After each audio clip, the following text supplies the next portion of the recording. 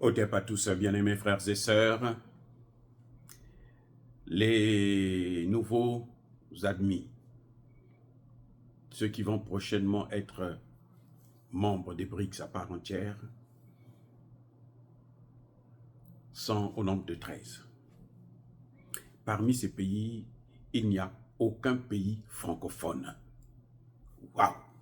Les amis, ah oui, il y a l'Algérie, mais l'Algérie a des problèmes avec la France. Mais je veux dire que il n'y a aucun pays surtout qui utilise le franc CFA. Et ça, c'est un problème pour les pays qui utilisent le franc CFA. Les amis, le Burkina Faso avait fait la demande, le Sénégal, le Congo-Brazza, le Cameroun. Vous voyez, il y a eu pas mal de pays africains, c'est déjà assez. Mais aucun pays francophone qui utilise le franc CFA n'a été admis. Mais on doit se poser quand même des questions. Est-ce que ce n'est pas le CFA qui est le problème? Comment pouvez-vous rentrer dans une institution comme les BRICS en utilisant la monnaie des ennemis des BRICS? Attendez, soyons sérieux. Comment? Comment vous voulez rentrer dans les BRICS, mais vous n'avez pas de monnaie? Encore si vous n'avez pas de monnaie, ça se comprend. Mais vous utilisez une monnaie qui appartient à un ennemi farouche des BRICS. Les Français ne jurent que sur la tête de Poutine. Et les BRICS, l'essence même, la naissance des BRICS là, l'objectif principal des BRICS là, c'est réduire la dépendance au dollar. Vous ne pouvez pas réduire la dépendance au dollar et renforcer la dépendance à l'euro via le franc CFA. Mais attendez, soyons sérieux. Comment peut-on expliquer ça? Les Russes ne peuvent pas accepter ça, les Chinois non plus, les Indiens non plus. Vous savez, dans le monde économique, là, il y a une concurrence rude. Hein? Les Russes et les Indiens, là, ils s'entendent là, aujourd'hui, les Chinois et autres, parce qu'ils ont le même objectif. Et puis, les sanctions, ça profite aux Chinois et aux Russes, aux Indiens plutôt, y compris aux Russes, bien sûr. Mais en tout cas, surtout aux Chinois et aux Indiens. Le pétrole et le gaz qu'ils achetaient moins cher, que les Européens achetaient moins cher, c'est maintenant les Indiens et les Chinois qui achètent ça. Et les Européens, là, quand ils ont besoin de ce pétrole, ils vont chez les Indiens se font des bénéfices parce que les Indiens vendent ça 2 fois, 3 fois plus cher.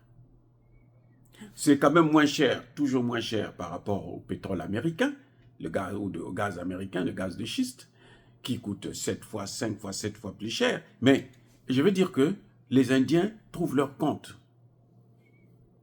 C'est normal qu'ils puissent être bien avec, qu'ils puissent encourager. Et Poutine en profite pour avancer rapidement avec les BRICS, afin de casser le G7, l'OTAN. Aujourd'hui, c'est quand même près de 46% de la population mondiale. 46%. Vous avez presque la moitié de la population mondiale qui se trouvait là à Kazan. Oui, la moitié de la population mondiale. Alors que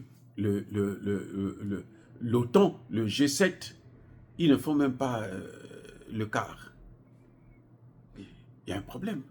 Donc, bref, je veux dire que les pays d'Afrique qui utilisent le franc CFA, sachez que vous êtes des colonies, vous êtes des esclaves.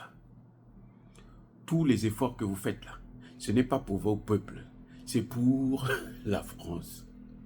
Vous pouvez dire tout ce que vous voulez, mais allez-y voir des grands économistes, demandez à notre aîné, le professeur Agbou, il va vous expliquer ça.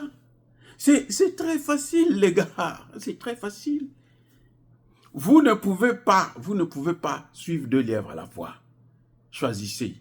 Ou vous appartenez au Sud global, ou vous êtes les esclaves de l'Occident collectif. Si vous appartenez au Sud global, votre place, c'est dans le monde multipolaire, là où on va vous respecter un peu. oui, on va vous respecter, on va respecter votre souveraineté. Et à ce moment, il n'y a qu'une chose que vous avez à faire, c'est de sortir du franc CFA. Maintenant, les pays africains ont une bonne raison de sortir, de quitter le franc CFA. Bolongwana CFA-wana. C'est la merde. Le sous-développement, là, hein, les retards que nous avons là, le CFA est un facteur essentiel. Sinon capital. Donc, si vous appelez, bien sûr, si vous appelez Dominique Strauss-Kahn, il va vous dire autre chose. Parce que ce n'est pas un économiste. C'est un businessman bordel. Vous voyez? Mais nous, les spécialistes, là, nous les Africains, là, nous qui avons étudié ces questions-là, hein? Moi, je l'ai étudié sur le plan politique. Je vous dis, ce qui a fait qu'aucun pays de la zone CFA ne puisse rentrer, c'est ça. Parce que vous ne pouvez pas rentrer avec une monnaie où les Français sont obligés d'agir. S'ils vous font le chantage, ou bien ils font le chantage à vos, comment on appelle ça, vos partenaires, vous allez faire quoi? Mais comment la France arrive à empêcher à ce que le Burkina, le Mali et autres puissent acheter des armes? Ce n'est pas en disant aux pays, non, ne vend pas les armes. Non, ces pays-là, ils fabriquent des armes pour vendre. Ils arrivent à bloquer ça à travers le CFA. C'est un message qui est valable aussi pour les pays de l'AES. Bon, je sais qu'eux, ils sont en train de travailler là-dessus. Mais c'est en Afrique centrale. Et là-bas, ils sont en train de réfléchir depuis 20 ans. C'est-à-dire que vous avez l'impression qu'ils n'ont pas de cerveau. Bon, bref, je vais dire tout simplement que si vous voulez avancer, si vous voulez être respecté, commencez d'abord par sortir de ce chiffon-là. Le franc CFA, là, on appelle ça monnaie nazie. CFA, ça veut dire colonie française d'Afrique. Arrêtez d'être des colonies pour que les gens commencent à vous respecter. Afrique centrale, Afrique de l'Ouest, Sénégal, Congo, Cameroun, Mali, Burkina, Niger. Vous faites un travail excellent. En tout cas, les 3 pays, les derniers pays que je venais de citer, y compris le Centrafrique et le Tchad. Votre monnaie là, c'est un boulet que vous trimballez sur vos pieds. Vous ne pouvez pas courir à la même vitesse que les autres avec une monnaie. Des gens comme des impérialistes, des nazis comme les Français. Vous ne pouvez pas. Vous allez vous inscrire à la Banque centrale, comment? Avec quelle monnaie? Donc, commencez à réfléchir là-dessus. Et vous n'avez pas le temps à perdre. Parce que vos populations vous attendent au résultat. Eh oui, vous avez assez fait des discours tordus que les gens ont avalés comme des moutons, mais croyez-moi que les gens ne vont plus continuer à tolérer vos bêtises, sachant qu'il y a une alternative que vous ne voulez pas saisir. J'en profite de l'occasion encore de rappeler à Tshisekedi le fait de ne pas aller, ne pas être allé à Kazan.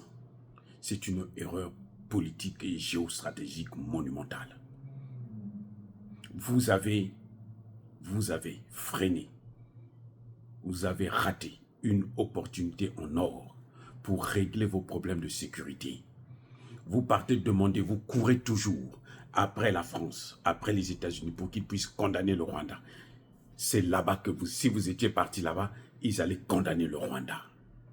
Je répète, si Tshisekedi était parti à Kazan, il aurait eu la condamnation du Rwanda. Parce que les BRICS n'ont pas hésité de condamner Israël concernant la bande de Gaza, concernant le Liban. Ils l'ont fait. C'est un défi. Ils l'ont fait. Ils n'ont pas hésité de demander qu'on puisse lever les sanctions contre la Russie, contre l'Iran. Il n'y avait aucune raison pour qu'ils ne puissent pas poser le problème de la RDC, donner un avertissement à Kagame. Tshisekedi a raté une opportunité. Soyez bénis, les amis. Abondamment bénis par le Dieu des Kémites.